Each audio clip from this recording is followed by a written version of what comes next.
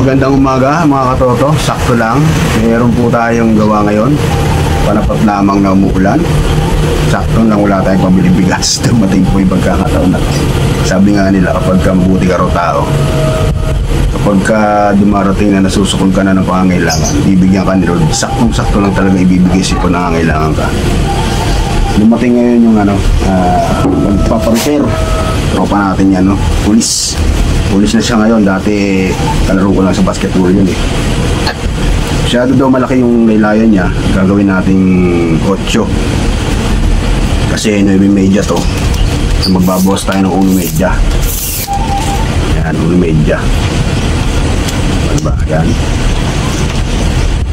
9.30 kasi yan, no? 9.30. Gagawin natin 8 lang. Kasi sinukat ko yung pinakasagad ng paa niya. Nasa 15 o 7.5. Lagyan natin ng konting lawag. Sa 8 lang yan. Tapos ang sabi niya, yung mahaba daw po ng konti. Kaya babawasan natin. Siyempre mas snappy, mas maganda. Ganyan po talaga kapag pulis o kaya militar ka. Dapat medyo snappy. Gawin daw po natin 36.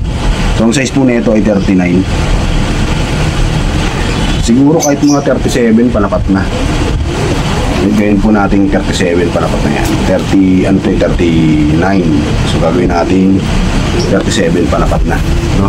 So umpisa na natin yan mga katoto. Let's go. Unahin natin mga katoto ay pantayin po natin dalawa. Dulo ng hips, tapos dulo ng laylayan.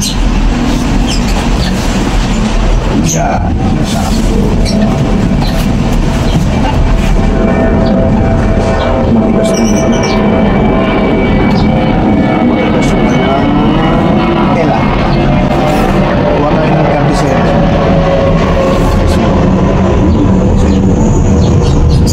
37. Ulitin natin yung 37.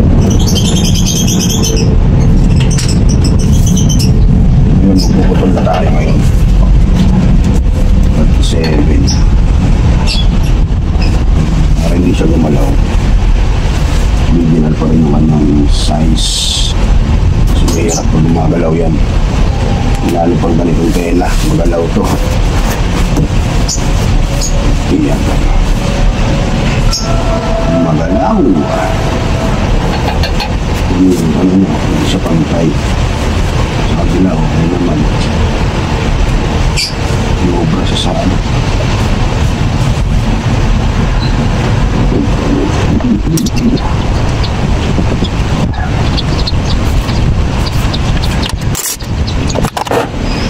Bastasin na lang natin mga katoto. Mabigla siyang lumaki. Bastasin natin yan.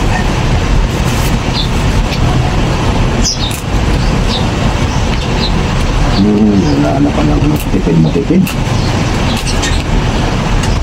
itong pagkakayari.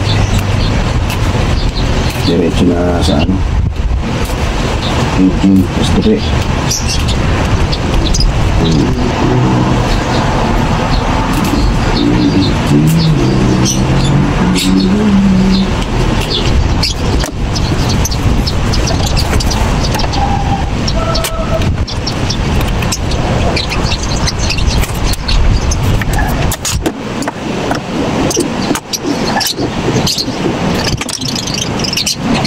Tapos balik na rin natin yan. Samahin natin ulit yung bewang. Hindi gumalaw. Ang laki ng bewang nito. Ayan. Dapat pantay yan. Kasi pag hindi yan pantay, yung pagkakatay, hindi rin pantay. Lagi silang partner, lagi mag-asawa yan, dadagalaw mo. Kasi dalawa yan eh. Paano man natin, bihira yung nagkakaroon ng hindi pantay na pa. Ayan, unahin natin. Pagka ganito mga tela, mga slacks, ang kailangan yan, kaliwat kanan ng bawas mo yan para masisentro yung trouser niya. Parang hindi siya ginalaw. Yung iba kasi pag gumagawa, siguro tinatamad lang ginagawa, isang putol lang, isang pasada.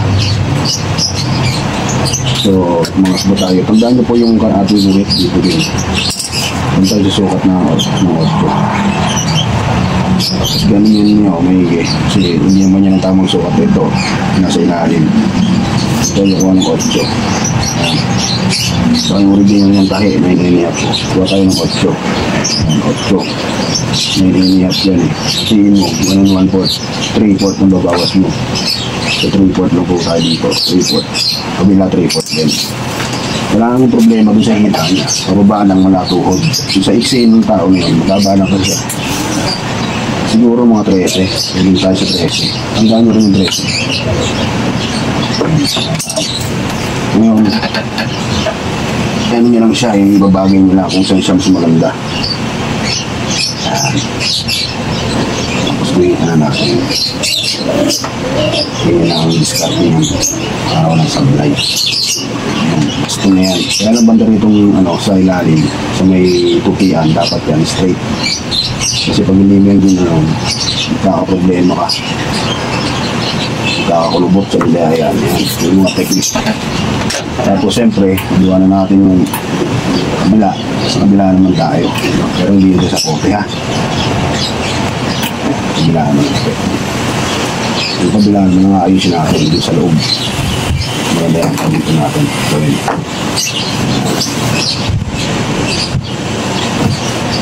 Ganun din, kagaya ng unang ginawa natin, pantayin mo pa rin yung ating lalayan. Ito yung mga sakyan, hindi siya pumalag. Dito, samahin mo sa dalawang kita, para hindi gumalaw. Dito nga, walang palag. Ganun din. Diba, natin yung 1.5. Tingnan natin ngayon yung kanyang buwet yun, no? Siyempre, 1.5 pag biniyak mo yan sa dalawa, magiging 3/4 yan. 3/4 lang din dito. Mula din sa original yan tayo, 3/4. Tapos 13, di ba yung ating 13? 13. Para pantay na pantay siya, 13. Mga dalawa. 13. Dito dyan 13. Tapos ganun din lang yung sa original yan tayo, laruin mo lang siya, yan. Yan. Tapos bigitan na natin, babaw, ilalim. Pero pwesto yan, hindi ka nakakamang ng babaw. Tapos siyempre, pag-recho natin para maging problema mamaya. Para hindi ka malito, huwag mo nang tastasin. Pero may mga pagkakataon na kailangan mong tastasin. Kasi yung mga pilikit nangyari. Pero ito pantay naman nangyari niya. Gagawin mo, pantay naman yung makina. Gagawin mo na ito. Siyempre, hindi naman ibig sabihin na ito ang gagawin mo. Gagawin mo na yung singit para sumibad. Siguro number 3 lang tayo yan. No? Sabi mo yung singit pa.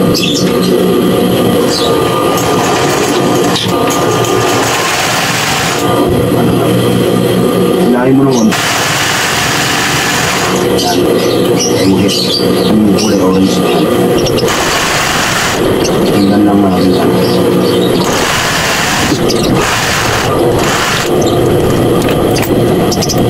Ini kabila.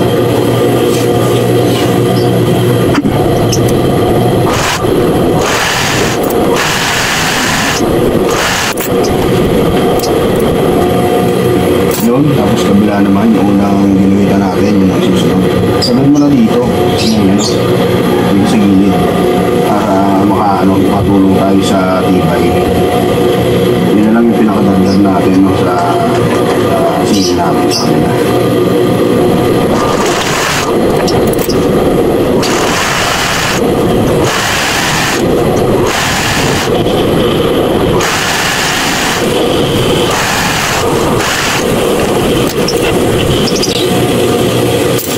Siyempre ang kabila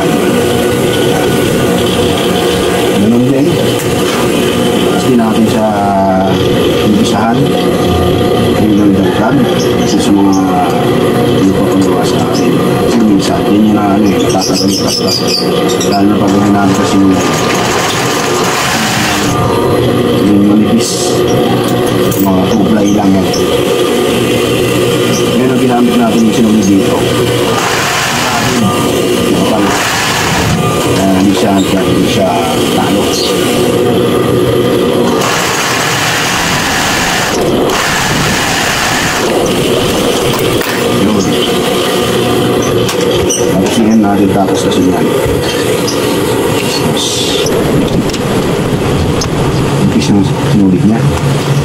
matagal. Gusto na lang makapal yung sinulid na ginamit natin. Hindi natin sinulid, marupot pa. Hindi siya katagal, babalik talaga sa ating hari. Kasi yung ibang parte na nagtahian, unang mapipilas dito yung original na tahi. Pero kung dinaanan ng tahi natin, tagal yan. Kasi nakapal yan eh. Mga ganitong kahaba, okay na yan siguro. Hindi na natin kailangan aging yan. Tapos yan. Yun din. Discuss natin. Yan. Hindi na magtapos na. Ulit ka rin na natin yan. Pero mahina talaga. Kahit ganda ng tela pero mahina yun. Ipis lang sinulid ang kanyang ginamit.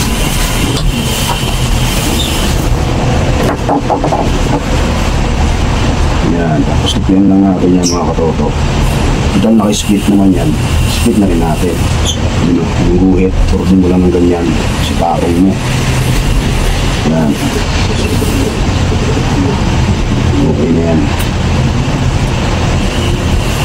Sila. Split. Purot. Patong. Ayan. Tapos kabila. Split. Ano nga yun kasi yung kapag medyo pa natin yung piso niya. Split, purot, patong. Okay. Hindi na walang tupi yan kasi naka-aging lang siya, tinipid sa tela.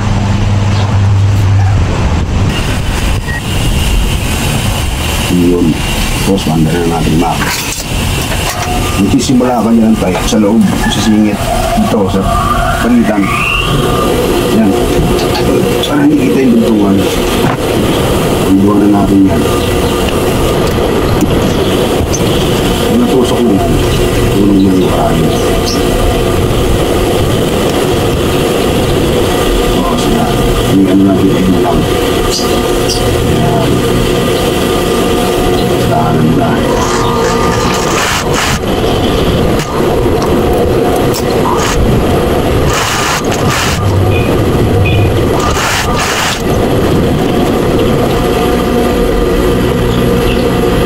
Mas okay na siya ngayon sa kanina. So, ganun pa rin kanina. Ang ginawa natin, ulitin mo lang din ulit. Yung sa pagitan, yung pagitan. Yan, yung sa loob. Tayo mo start. Para hindi makita yung lutuan. Pagluan natin. Yan, ganun natin yung askin eh. Tapos tabihan natin.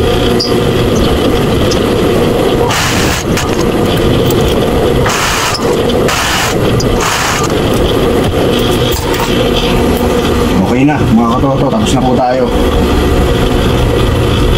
Basta na natin. Basics lang yan.